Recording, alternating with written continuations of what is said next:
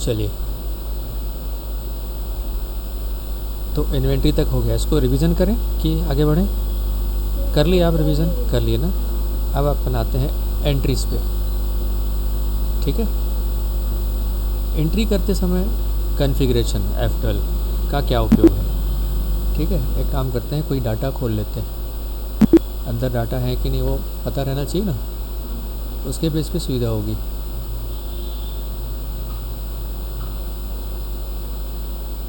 ये डाटा मैंने खोला,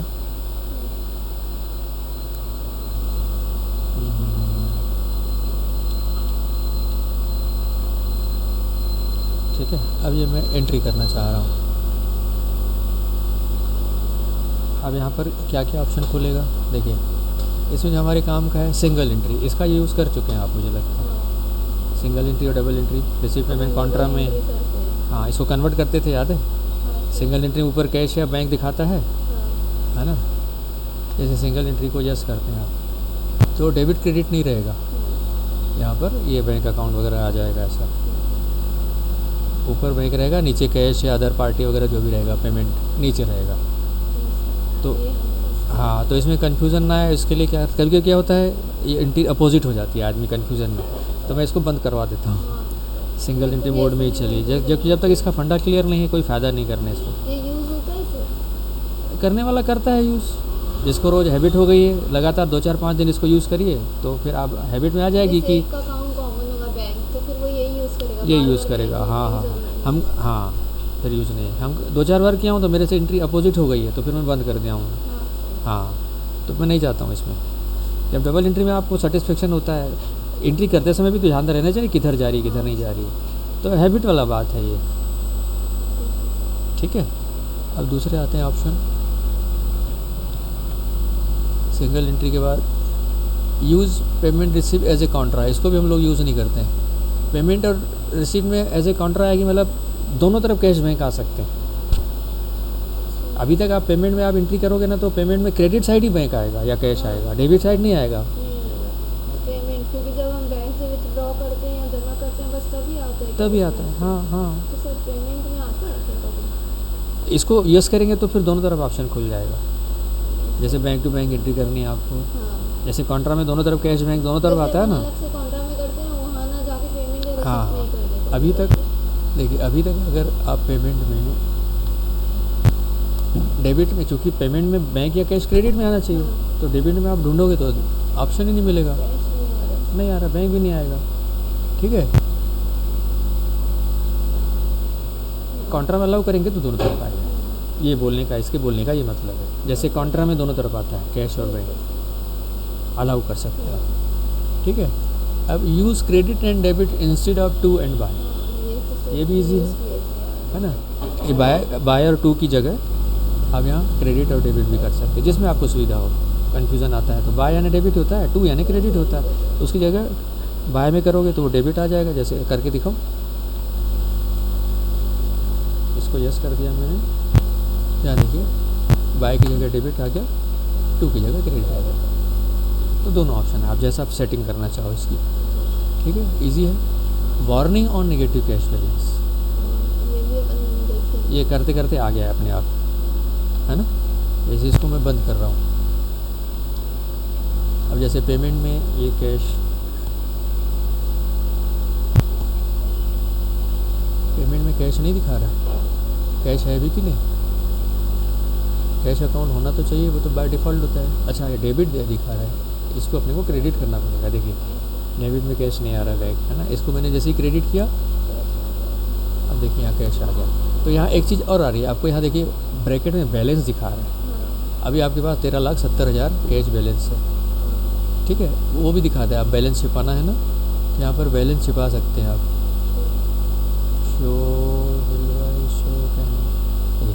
show current balance on ledger, इसको मैं नो कर दिया, देखिए बैलेंस छिप गया, छिप गया। अब यहाँ पर मैं एक वार्निंग वाला मैसेज की बात कर रहा हूँ अपन,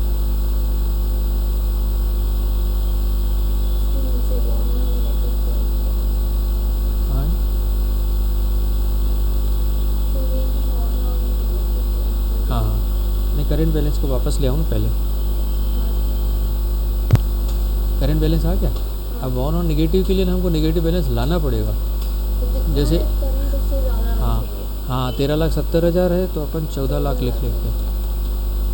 आइए ये देखो 29,000 अभी से लाल हो गया, देखो नेगेटिव बैलेंस। ठीक है, फिर नीचे सेव करते टाइम लिख के भी तो आता है। सेव करते समय यहाँ मैंने बंद कर दिया ना। अच्छा अब इसको मैं चालू कर दूँ, ये तो ये आएगा, ये स्टॉक में भी आता है। हाँ बैठिए मैडम, ऑन करिए। हाँ अब ये मैंने वार्निंग ऑन कर दिया, देखिए वार्निंग दे दिया। ये सेम चीज़ स्टॉक में भी दिखा रहा है, वार्निंग नेगेटिव कैश स्टॉक। ठीक है, क्लियर है। अब उसके बाद बढ़ते हैं अपन वार नेगेटिव शो टेबल और बिल, इसको छोड़ दीजिए। शो बिल वाइज डिटेल, इसको भी छोड़ दीजिए। करेंट बैलेंस दिखा दिया मैंने आपको, है ना। चेक बिफोर प्रिंट कंफर्म बोल रहा है, मतलब कई लोग क्या करते हैं, पेमेंट करते समय एक ऑप्शन लगाते हैं कि जिसका पेमेंट बना रहे हो उसका चेक बुक प्रिंटर में फंसा दो, सेटिंग वेटिंग कर लो इसकी साइज वगैरह, तो चेक प्रिंट होकर निकल जाएगा। अगर रूटीन में आप सबको रेगुलर डेली 10-15 चेक देते हो पेमेंट के, ठीक है, तो पार्टी में खोलो और प्रिंटर में चेक बुक लगा दो, है ना। उसमें सब size wise setting, printer setting पहले बार करना पड़ती है। तो यहाँ पर आप ऑप्शन खोल दो, तो जैसे ही आप पेमेंट बनाओगे, एंट्री करोगे, वो पूछेगा चेक बुक प्रिंट करूँ। तो ये बहुत रेयर ही होता है, तो नहीं करते हैं, बहुत कम लोग ऐसा करते हैं। जहाँ एकदम कारपोरेट लेवल पे जो सिस्टम होता है, तो वहीं पर ही एडवांस लेवल की चीज़ें अप्लाई होती है ना। तो हर एंगल से इसने सुविधाएं दी रखी है आपको, आप उसका कितना उपयोग कर पाओगे ये उस पर डिपेंड करता है। सही है, ठीक है। Use reference number and payment also, तो ये तो बिल बाय बिल में कवर हो जाएगा ये, है ना। Warn if voucher number exceed 16 character, voucher number generally maximum limit 16 character पर बताई गई है, तो उससे ज़्यादा है तो वार्निंग कर देगा, आपको बता देगा ये ज़्यादा हो रहा है आपका। ठीक है, ये भी यस किया हुआ है, तो अब नंबर डाल के देखिएगा 16 नंबर, तो वैसे ही मैसेज आ जाएगा नेगेटिव कैश का था। कितनी बारीकियाँ हम विजुअलाइज नहीं कर पाते हैं काम करते समय। हाँ हाँ बस। अब ये auto use auto check numbering, check numbering में भी ऑटो आ सकता है, मतलब चेक का जो नंबर है वो ऑटोमेटिक इसमें बढ़ते जाएगा। इसमें ये भी सुविधा है कि जैसे आप सेल बिल बनाते हो ना, तो सेल बिल में नंबर पड़ेगा ना आपके पास, तो sale bill number automatic set कर सकते हो। पहला बिल बनाओगे 1 नंबर, दूसरा ऑटोमेटिक 2 नंबर आएगा, तीसरा ऑटोमेटिक 3 नंबर। बिल में, सेल बिल में भी, हाँ हाँ बिल में भी आता है। तो वैसे ही ऑटोमेटिक जहाँ मतलब गुंजाइश है वहाँ पर ये ऑप्शन है। मैं आप रेगुलर चेक देते हो तो चेक का भी ऑटोमेटिक डाल दो, वो नंबर वही रेगुलर हाई लेवल पे यूज़ होते होंगे। जिस मेरे लेवल पे तो नहीं आई ये चीज़, ये बस आपको मैं आया है तो एक जानकारी दे रहा हूँ, बट इसका प्रैक्टिकल एक्सपीरियंस मेरे पास भी नहीं है, इसकी ज़रूरत भी नहीं पड़ती, हमारे लेवल पे नहीं पड़ती। मैं बता रहा हूँ जहाँ एकदम हाई लेवल पे, नेशनल लेवल पे बहुत सारी ब्रांचें हैं, रोज़ 500 लोगों को पेमेंट होते हैं, वहाँ ये सब चीज़ें होती हैं। इंडस्ट्रियल लेवल पे, कारपोरेट लेवल पे, जहाँ एक आदमी 2 आदमी सिर्फ परचेस पे बैठते हैं, इतना काम रहता है। एक आदमी सिर्फ बैंक का काम करता है, 6-7 कंप्यूटर रहते हैं, हेड अकाउंटेंट सीए रहता है पुराना, वो हेड अकाउंटेंट रहता है, एक पूरा एडमिन चेम्बर रहता है। हाँ, वहाँ एक आदमी को एक काम दिया जाता है, एक आदमी सिर्फ सेल के बिल बनाएगा, और सेल के बिल रहते हैं गोडाउन में, जहाँ डिस्पैच सेंटर ट्रकें खड़ी रहती है, ठीक है, वहाँ डिस्पैच सेंटर रहते हैं, वहाँ बिल बनते हैं, और सारे कंप्यूटर ऑनलाइन जुड़े रहते हैं, मतलब उस लेवल पे काम होता है। अभी एक पार्टी से मैं गया था ओला में मिलने, तो वो कंसाइनमेंट एजेंट है, उसके पास 15 से 20 जो बड़ी बड़ी कंपनी छत्तीसगढ़ लेवल में सप्लाई है, उस सप्लाई का पूरा गोडाउन है, पूरे ट्रकें खड़ी रहती है। वो कंसाइनमेंट एजेंट है, इधर से ऑर्डर लेता है, इधर से मालता है, तो उसके बिल बनते रहते हैं कंसाइनमेंट एजेंट के बेस पर। उसकी ऑफिस देखो ना, 15-20 लोग बैठे हैं, इतना बड़ा हॉल है, 20-25 लोग बैठे हैं, एक जन एक ही काम कर रहा है, उसको वही काम दिया, दिन भर वही काम है उसके पास, एक ही पोर्टफोलियो। जैसे अविनाश बिल्डर, आपने बहुत बड़ा बिल्डर है सुना है, तो उसकी कई साइड है, तो उसका जो एडमिन ऑफिस है ना, वहाँ कम से कम एक सीए है, 2-3 हेड अकाउंटेंट हैं। सीए की सैलरी कम से कम 5 लाख महीना होगी, अकाउंटेंट की सैलरी 2-2 लाख रुपए है, फिर उसके नीचे जूनियर अकाउंटेंट है, डाटा ऑपरेटर, तो 3 आदमी सिर्फ सेल पे एंट्रियाँ कर रहे हैं, सिर्फ सेल पे दिन भर एंट्रियाँ कर रहे हैं, एक आदमी परचेज में, एक आदमी सिर्फ बैंक के चेक ला रहा है, वो कलेक्ट करके वो जमा कर रहा है, एक आदमी इस पर रखा हुआ है। मतलब एक एक काम पे एक एक दो दो आदमी स्पेशलाइज है, इतना सारा काम है, काम बटा हुआ है, तो सारे कंप्यूटर जुड़े हुए हैं आपस में। तो वहाँ उस लेवल पे ये सब फीचर्स सेट होते हैं, काम आते हैं। उसकी संख्या भी उतनी होनी चाहिए। हाँ, उस लेवल पे होता है। अब देखो इसमें लिखा है फॉरेन करेंसी, तो टेली फॉरेन में भी चलता है, यूके, यूएस, कनाडा में। तो एक इंडिया में ब्रांच है, एक फॉरेन ब्रांच है, तो आपको वैसी सेटिंग रखनी पड़ेगी। वहाँ करेंसी का भी ऑप्शन है इसमें, तो इसको बहुत है इसमें। हाँ हाँ हाँ, हमारा पार्ट जो है ना फाइनेंशियल वाला है, तो फाइनेंशियल एरिया में भी जो हम रूटीन में काम करने वाले हैं, तो उसी को अपन ध्यान दे रहे, उसी को प्रैक्टिस कर रहे हैं फिलहाल, वही बहुत है हमारे लिए। हाँ, उस लेवल पे अगर हम मंझ जाएंगे तो ऑटोमेटिक आगे चीज़ें समझ में आने लगेगी। नहीं तो सपोर्ट के लिए यूट्यूब भी है, कहीं हट के, या कोई सीनियर है या 2-4 बार का, उस लेवल पे जब आप फैमिलियर हो जाएंगे ना, तो आपको कैसे क्या करना है, क्या ढूंढना है, वो ऑटोमेटिक आपके माइंड में वो चीज़ें डेवलप हो जाएंगी। यस नो, तो ये चीज़ें आ जाती हैं। तो ये मेन फीचर जो मैंने बताया आपको वो बहुत है, इतना एंट्री लेवल पे। तो क्या क्या थे, एक सिंगल एंट्री वाला था, ये वाला पेमेंट, उसमें भी कॉन्ट्रा अलाउ कर सकते हो, ठीक है। डेबिट क्रेडिट की जगह 2 बाय करो, ठीक है। और क्या बोलते हैं, करंट बैलेंस करो, करंट बैलेंस दिखाओ, और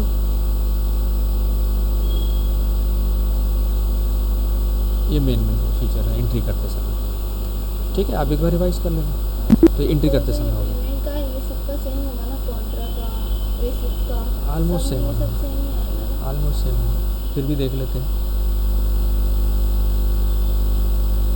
थोड़ा थोड़ा फ़र्क है। रिसिप्ट पेमेंट कॉन्ट्रा का तो सेम रहेगा,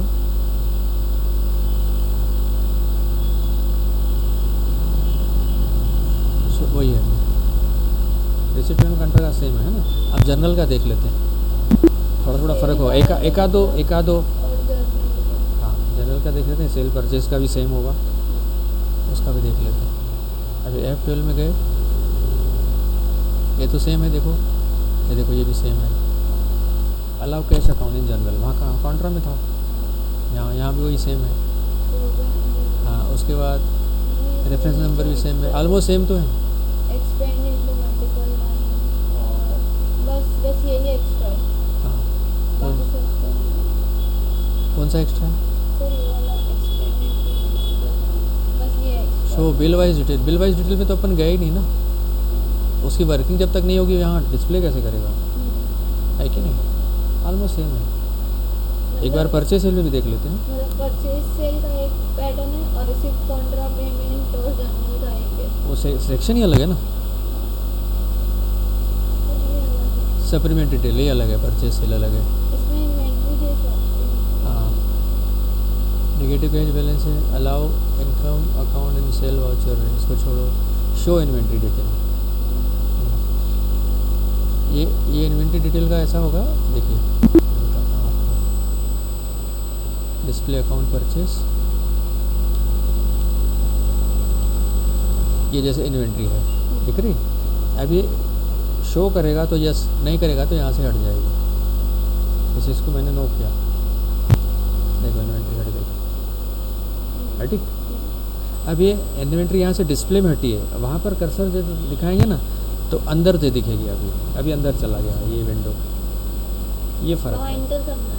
हाँ भाई, हाइड कर दिए तो ये अंदर तो रहेगी, डिस्प्ले का तरीका बदलेगा बस, है ना। हट जाएगी मतलब डिलीट हो जाएगी, ऐसा नहीं है। हाँ। तो अभी आपकी नीड पे डिपेंड करता है, आप उसको अंदर रखना चाह रहे हैं कि बाहर रखना चाह रहे हैं, ये फ़र्क रहेगा। Show inventory detail, current balance तो सेम है, बस ये इन्वेंट्री का एक फीचर अलग है। तो ये परचेज सेल और डेबिट क्रेडिट नोट में सेम रहेगा, बाकी ओके, ठीक है। तो ये आपका हुआ एंट्री करते समय कॉन्फ़िगरेशन। अब रिपोर्टिंग में आइए, ठीक है। रिपोर्टिंग में बैलेंस शीट पे आइए, F12 वो सिंपल है। वर्टिकल बैलेंस शीट में मत जाओ, इसमें हम जो यूज़ करते हैं ना, दो ही चीज़ें, एक परसेंटेज और दूसरा वर्किंग कैपिटल। लाइबिलिटी एसेट को एसेट लाइबिलिटी कर सकते हैं, तो इधर एसेट इधर लाइबिलिटी, या इधर एसेट इधर लाइबिलिटी दिखाएगा। तो जनरली हैबिट जो है अपनी इधर एसेट राइट साइड, हाँ, तो उसको वही रखते हैं। इसको उल्टा भी रख सकते हो, है ना। बाकी को हम लोग प्रैक्टिकल यूज़ नहीं करते हैं। शो फैक्टर वैल्यू इसको यूज़ नहीं करते हैं, करेंसी सिंबल यूज़ नहीं करते हैं। इससे क्या होता है, आपको ये बाजू में परसेंटेज दिखाता है। अब ये मैनेजमेंट अकाउंटिंग का पार्ट है। सर ये परसेंटेज किसका मतलब 17% ऑफ? वही कह रहा हूँ ना, ये मैनेजमेंट अकाउंटिंग क्लियर रहेगी ना तभी आपको समझ में आएगा। मैं भी इसमें डीप में नहीं गया हूँ फाइनेंशियल अकाउंटिंग में, क्योंकि यहाँ पर एक चीज़ और है, फिर बता रहा हूँ आपको, ये रेशो एनालिसिस है, वो यही है।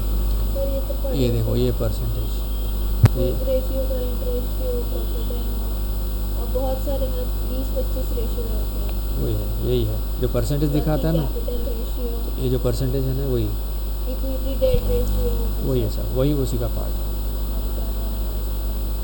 ये सब पढ़े थे सर।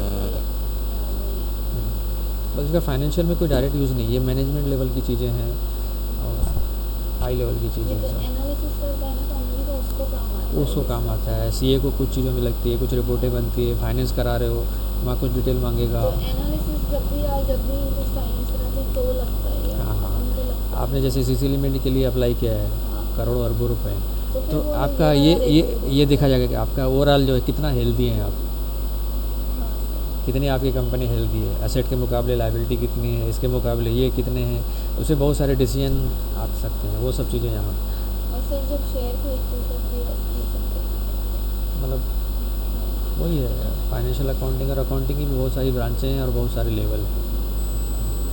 हैं। तो ये रेशो एनालिसिस का फीचर है, तो यहाँ जाके वो चीज़ें वो दिखाता है। तो वर्किंग कैपिटल आपकी कितनी है वो यहाँ आके दिखा देता है और परसेंटेज दिखा देता है। ये चीज़ प्रॉफिट लॉस में भी होती है। आप प्रॉफिट लॉस में देखिए, शो वर्टिकल प्रॉफिट लॉस तो मैनेजमेंट में आता है, शो परसेंटेज इसका हम बहुत यूज़ करते हैं। कैसे यूज़ करते बता रहा हूँ आपको। शो परसेंटेज, हाँ उसको उसका कोई यूज़ नहीं। अब यहाँ पर आप ट्रेडिंग अकाउंट बना रहे हैं तो आपको ग्रॉस प्रॉफिट और नेट प्रॉफिट देखना पड़ता है, समझ में आता है। और स्टॉक कितना परसेंट है, तीनों ये चीज़ें ऑडिट में फाइनेंशियल अकाउंट में काम आती है। तो ये हर साल मेंटेन करना पड़ता है। अच्छा, ग्रॉस प्रॉफिट, नेट प्रॉफिट, हाँ, और क्या बोले सर? स्टॉक। हाँ, हेलो हेलो जी बोलिए। मैं कर रहा हूँ थोड़ी देर में, बिजी क्लास में हूँ, कर रहा हूँ। हाँ हाँ करता हूँ।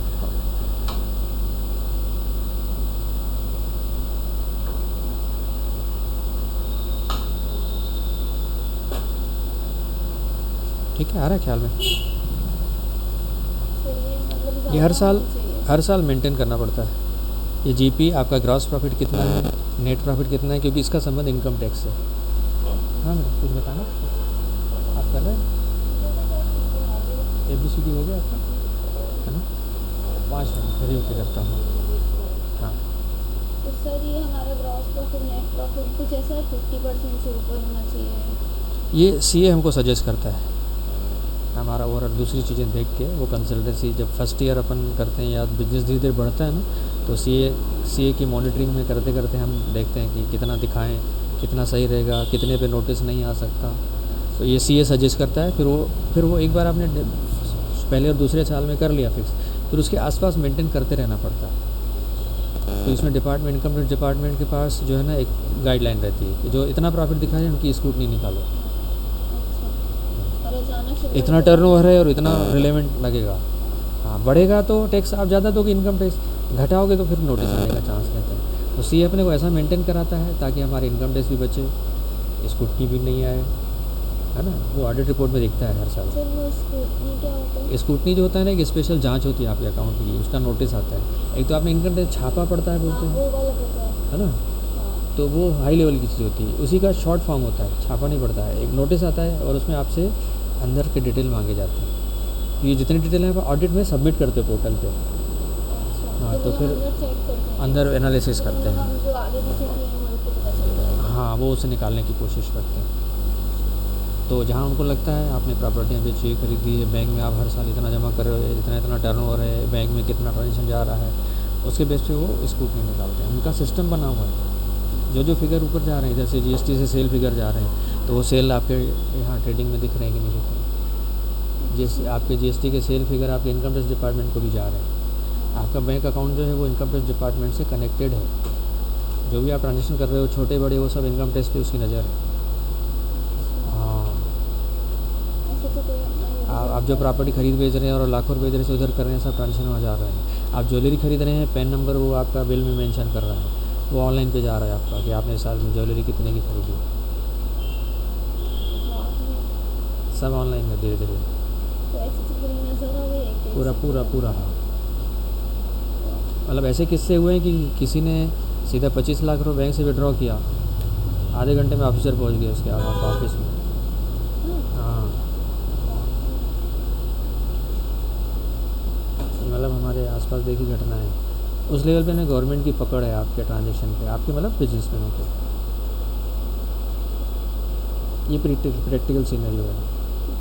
तो छोटे लेवल पे क्या होता है, डिपार्टमेंट को छापा मारने में लाखों रुपए खर्चे लगता है और उसकी तैयारी लगती है। तो जहाँ उतना अमाउंट मिलने का चांस रहता है, जहाँ करोड़ों का हेरा फेरी रहती है, वहाँ छापा मारते हैं, और जहाँ से छोटा मोटा वहाँ नोटिस दे के बुला के और उसको हर चीज़ को प्रूव करवाते हैं ना वो डॉक्यूमेंट।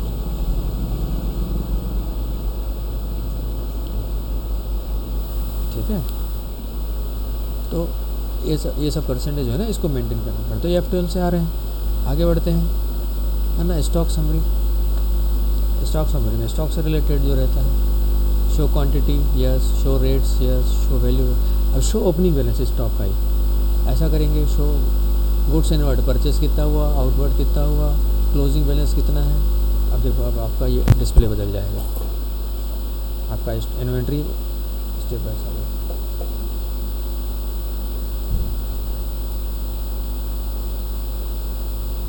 तो ये फिर पर्टिकुलर नीड के ऊपर डिपेंड करता है ना। जैसे फार्मा वाले हैं ना, वो हर महीने ऑर्डर देते हैं कंपनी को, तो उनके लिए ये चीज़ें बहुत यूज़फुल है। बस ये भी दिखता है ना कि कितना माल था और हर महीने कितनी खपत है, ये भी तो दिख रहा है। फिर ऑर्डर दूँ कि नहीं दूँ, प्लस ये भी पता चलता है ना कि किसकी रोलिंग ज़्यादा हो रही है, कौन सा आइटम ज़्यादा खप रहा है, कौन सा कम खप रहा है, कौन सा जाम पड़ा है और कितने दिनों से जाम पड़ा है। इतने एनालिसिस सब इसमें आते हैं। आ रहा है ख्याल में? देखो कितनी चीज़ें हैं, लोगों को लगता है एंट्री कर लिया तो टोप मार लिया, अकाउंटेंट बन गए। ये कंक्लूजन निकालना भी तो आना चाहिए। ये सब करते करते आता है एज और फैक्ट के साथ, माहौल और खुद की क्यूरियोसिटी के साथ। ठीक है, तो ये F12 आपका स्टॉक समरी दिखा रहा है, रेशो एनालिसिस दिखा दिया। अब डिस्प्ले के अंदर जाइए तो ट्रायल बैलेंस का F12, इसको भी बहुत यूज़ करते हैं हम लोग। Opening balance yes, transaction yes, closing yes. मैं किसी भी नई कंपनी का, नई पार्टी का खाता देखता हूँ तो एट ए ग्लास यहाँ सब दिखता है। Trading profit loss balance sheet, तीनों एरिया के सारे अकाउंट यहाँ दिखते हैं ग्रुप वाइज। ट्रायल बैलेंस पढ़ा ना आपने, जितने भी आपके लेजर हैं सबका बैलेंस यहाँ आता है। तो किसी भी नई कंपनी का अकाउंट देखना हो ना, कुंडली देखनी हो, तो यहाँ पूरा सीनरी दिख जाता है। एक पेज पे सारे ग्रुप, उसके सारे ट्रांजेक्शन सब दिख जाते हैं। ये ओपनिंग बैलेंस, ये ट्रांजेक्शन, ये प्लस माइनस करके क्लोजिंग बैलेंस। सर जैसे ये ओपनिंग है, हाँ, अच्छा डेबिट क्रेडिट है, जैसे ड्यूटी टैक्सेस में ये डेबिट है, इसमें डेबिट प्लस होगा, ये माइनस होगा, ये बैलेंस आएगा जैसे लेजर में आता है। हाँ, जिसके अंदर जाएंगे तो डिटेल मिल जाएगा, जितने प्रकार के लेजर हैं। फिर एक लेजर में जाइए, फिर मंथली आएगा, याद आया?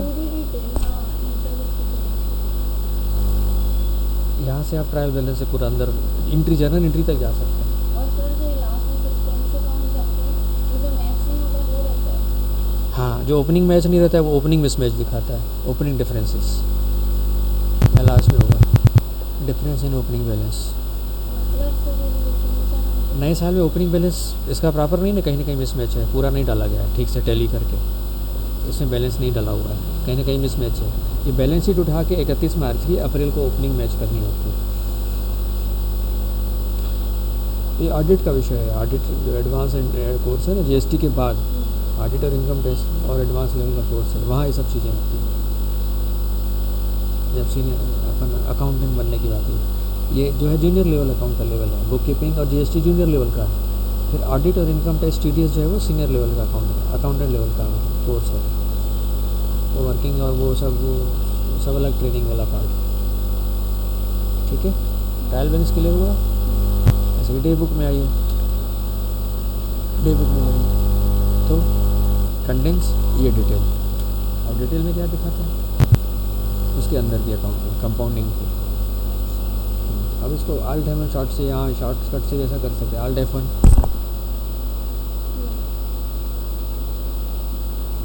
यहाँ से भी कर सकते हैं, वही है। ठीक है, फिर आते हैं शो नरेशन। इसके अंदर के नरेशन दिखेंगे आपको। ये मैं नरेशन को यस किया, अब इसके अंदर नरेशन है ही नहीं, तो इसलिए नरेशन नहीं दिखा रहा है। देखो अभी जा रहा हूँ मैं, अभी मैंने शॉर्टकट यूज़ किया, कंट्रोल इन, यानी यहाँ मैंने नरेशन लिखा, इसको कंट्रोल ऐसे सेव किया, अब देखो नरेशन दिख रहा। तो कई बार इसका भी प्रैक्टिकल में काम करता है, फ़िल्टर करते समय, कोई चीज़ ढूंढते समय। तो जब भी पता रहेगा ना, तो ऑटोमेटिक आप एडवांस में एंट्री करते समय उन चीज़ों को प्रिकॉशन में लेके चलोगे, भाई नरेशन डालते चलोगे, कभी भी काम पड़ सकता है। तो ये अनुभव से आएगा। जैसे सर आप जैसे बनाते हो तो आप फोन में नरेशन डालते हो? नीड के ऊपर है, कोई शॉर्टकट में अकाउंट पेमेंट है तो नहीं डालते हैं। हाँ, वो चेक नंबर तो ऊपर पड़ गया, ठीक है। और कोई शॉर्टकट में अकाउंट बना रहा है जिसकी चेकिंग भी नहीं होगी, तो वहाँ नहीं डालते हैं, जहाँ ज़रूरत है वहाँ डालते हैं। अच्छा, कई बार जब जैसे ये आज कितनी एंट्रियाँ किया, तो मैं ऐसे नरेशन में कोड डलवा लेता हूँ। तो कोड कोई भी कोड डलवा दे, अपना नाम लिख दे और आज की तारीख लिख दे। जैसे मुकेश आज 28/5 है, तो हर नरेशन में आज जो एंट्री करोगे M28/5 कोड डाल दो। तो आखिरी में F12 से मैं फ़िल्टर करके आज की एंट्रियाँ मैं एक साथ निकाल लूँगा, डिस्प्ले ले लूँगा, ये तेरी आज की एंट्रियाँ, सिर्फ उसी को मैं चेक करूँगा। हर नरेशन में F12 डालना चाहिए? हाँ, नहीं, एक बार डाल दो नरेशन में, फिर रिपीट करते जाओ ना बेटा। हाँ, नरेशन के उपयोग की बात पूछी थी आपने, F12 की बात नहीं पूछी थी, मैं वो बता रहा हूँ।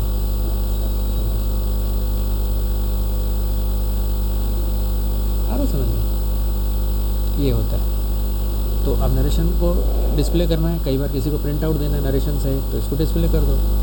ठीक है, एक कॉस्ट सेंटर आपको मैं बताऊंगा, ये भी अच्छी चीज़ है। ये इन्वेंट्री डिटेल तो सेम है ना। एडिशनल डिस्क्रिप्शन आइटम स्टॉक में आपको दिखाया था, एडिशनल डिस्क्रिप्शन डालना F12 में दिखाया था ना, तो वो यहाँ पर डिस्प्ले करना है कि नहीं, जैसे नरेशन डिस्प्ले करना है कि नहीं, वैसे स्टॉक का एडिशनल डिटेल भी डिस्प्ले करना है, तो उसके लिए यस है। बैंक डिटेल भी डिस्प्ले करना है, तो वाउचर, अकाउंट एंट्री, सिर्फ अकाउंट एंट्री दिखानी है, सिर्फ एंट्री दिखानी है, या दोनों दिखानी है, सब दिखेंगे आपको यहाँ। और शॉर्टिंग मेथड में ये आप इसका डिस्प्ले ABCD A से Z देखना चाहते हो तो A से Z आएगा, Z से आएगा, ये लिस्ट जो रहेगी, नाम जो रहेंगे A से Z या Z से रहेगा। फिर अमाउंट वाइज जो है इंक्रीजिंग में बड़े अमाउंट से शुरू होकर छोटे अमाउंट में जाएंगे, या छोटे से बड़े में जाएंगे, ज़रूरत के हिसाब से डिपेंड। जब मेरी जैसी ज़रूरत रहेगी उसको करता हूँ मैं। अमाउंट वाइज मेरे को चीज़ ढूंढनी है तो अमाउंट में एंटर करके ढूंढता हूँ मैं। अगर मैं नाम के हिसाब से जाऊँगा, हाँ अमाउंट, हाँ वहाँ से पकड़ना ईजी हो जाएगा, या डबल एंट्री हुई है कि नहीं, वहाँ से दोनों अमाउंट एक साथ दिख जाते हैं। ठीक है, फिर कभी बिल वाइज मेरे को काम है, एक पार्टी का एक साथ दिखना चाहिए, तो यहाँ अल्फ़ाबेटिकली कर देता हूँ मैं, तो एक साथ आ जाता है, तो उसको वेरिफिकेशन करना आसान होता है। जैसे का उपयोग हम GST में करते हैं, किन्होंने हमारे रिटर्न डालने कि नहीं, तो अल्फ़ाबेटिकली कर लेते हैं, तो वहाँ से अल्फ़ाबेटिकली नाम दिख जाते हैं। सर ये ऐसे जैसे अभी आपको जैसे तुरंत चेंज हो जाता है 2 बार? नहीं, दोनों बार अलग करना पड़ता है ना। अब जैसे ऐसे किया, फिर ऐसे करूँगा, फिर ऐसे करके, फिर ऐसे करूँगा, फिर ऐसे करूँगा, कितना टाइम लगता है। जैसी नीड वो फिर जब आप प्रोजेक्ट करेंगी ना, तो वहाँ पर जब आएगा ना, तब आपको ध्यान में आएगा, जैसी नीड वैसा काम है कि नहीं। वो पहले से अपन तय नहीं कर सकते। तो ये डे बुक किया, अब यहाँ से अपन जाते हैं अकाउंट बुक्स में, अकाउंट बुक्स में कैश बुक में। अब यहाँ जनरली कोई चीज़ आएगी, cash opening balance, transaction closing balance, जैसा ट्रायल बैलेंस में था, है ना, वही रहेगा। फिर आपका लेजर में जाइए, है ना, ये लेजर खोला, ये F12, तो ये लेजर में दोनों तरफ का डिस्प्ले रखना है कि एक तरफ का। एक मिनट, इसमें जैसे बैंक है ना, अब बैंक में डेबिट क्रेडिट दोनों रहता है, ये देखो। अब इसको मैं डिस्प्ले करूँगा क्रेडिट ओनली, तो देखो सिर्फ क्रेडिट दिखाएगा। आपको वेरीफाई करने लाइन से, ये दिखाएगा। डेबिट ओनली, सिर्फ डेबिट वेरीफाई करने तो ये दिखाएगा। दोनों करना है तो आगे चेक करेंगे तो दोनों दिखाएगा, समझ गए। फिर फॉर्मेट डिटेल और कंटेंट वही होता है, अंदर की कंपाउंड एंट्रियाँ दिखती हैं, हाँ अंदर की एंट्रियाँ दिखती है। कॉल सेंटर, इन्वेंट्री डिटेल ये सेम है, नरेशन भी सेम है। यहाँ पर ये कभी कभी काम आता है ओपनिंग बैलेंस।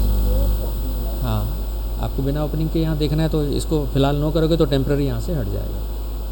देखो ऐसा है, मैं ओपनिंग को नो किया, देखो ओपनिंग हट गया ओपनिंग। तो ये ऐसा होता है। फिर इसके अलावा सॉर्टिंग मेथड में वही है सेम। हाँ, कॉस्ट सेंटर भी अपन सीखेंगे। हाँ, वो बताऊँगा मैं इसमें।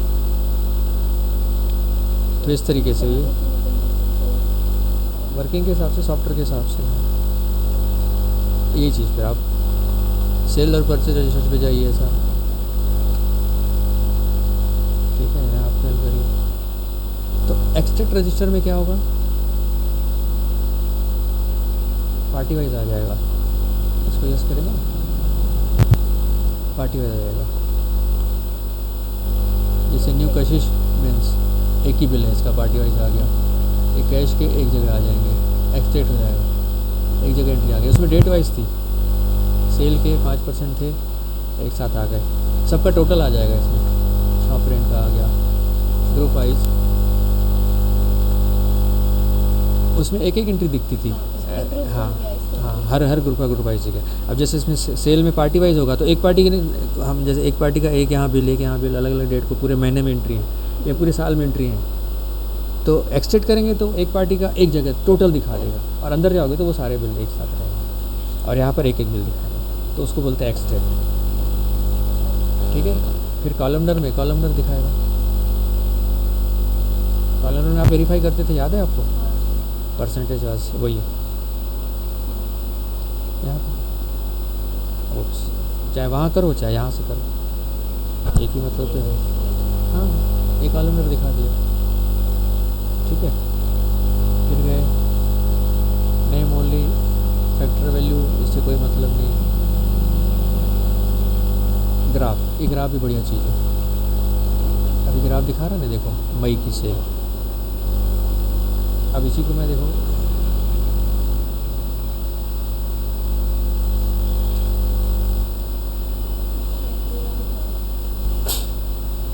देखो इसको देख के एट ए ग्लास आपको समझ में आता है कि सेल में वेरिएशन कितना है, कितनी काम की इन्फॉर्मेशन है ये, सोचो तो। तो बैठ के सबके अमाउंट देखो, फिर सोचो ये कम है ये ज़्यादा है, सोचो ग्राफ नहीं होगा। ये कितने काम की चीज़ है ये, इसका अंदाज़ा नहीं लगा सकते आप। ये सिर्फ ग्राफ में 1 सेकंड में सब दिखा दे रहा है। मैं आपकी सेल का वेरिएशन देखो ना, आपकी जुलाई में इतनी सेल थी, कितनी दंड से अगस्त में गिर गई, फिर सितंबर में उठी, यहाँ भी गिरनी चालू हुई, देखो ना इतनी थी, दिसंबर में इतनी थी। तो क्यों, इसके पीछे कारण ढूंढो, कारण ढूंढो, डिस्कस करो, चेक करो, वेरीफाई करो। जो बैंकरप्ट हो जाते हैं उनकी मॉनिटरिंग नहीं रहती, तभी बैंकरप्ट होते हैं। हो क्या रहा है, क्या आ रहा है, क्या नहीं आ रहा है, किसी को पता ही नहीं। बस बेचो, खरीदो, वसूली करो, ख़त्म बात। एनालिसिस करो, समझो, कंपेयर करो, कितना बड़ा मैसेज है ये। अब इसको आप देखो ना, एक और बता रहा हूँ, ये अनुभव के आधार बता रहा हूँ। न्यू कॉलम,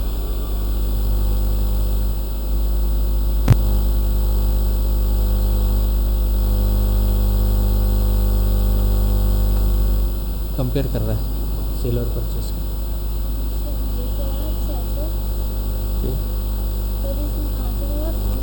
न्यू कॉलम में फिर एक नया, अभी 2 कॉलम हो गए, यहाँ से ऐसे करोगे, यहाँ अब मंथ वाइज फिगर भी मैच कर सकते हो। अब इसको एक्सेल में एक्सपोर्ट करो तो इनका डिफरेंस निकाल सकते हो फार्मूला लगा के। एक्सेल में इसका बहुत सारा यूज़ कर सकते हो, और यहाँ से कंपेयर कर सकते हो। इसका एक्सपेंडिचर के साथ भी कंपेयर कर सकते हो।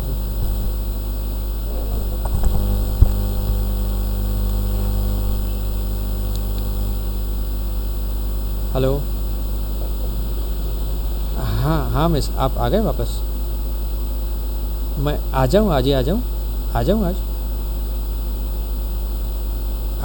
मैम लंच पे बाद आऊँ मैं, 4-1 बजे। हाँ, उसके पहले आ जाता हूँ पॉजिटिवली। आज मैं खुद फ़ोन करने वाला था आपको। हाँ, जितना जल्दी हो सके, 3-3:30 पे आता हूँ कोशिश।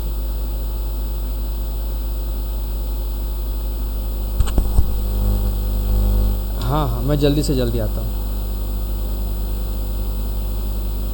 हाँ जी मैम, ओके मैम, हाँ ओके। तो सिर्फ फ्यूचर इस पे फोकस करो तो ये सब चीज़ें आपका माइंड खोल सकती है। इतना जिसका जिसके साथ भी कंपेयर करना चाहो, या आपकी नीड के और आपके उसके ऊपर डिपेंड करता है। ठीक है।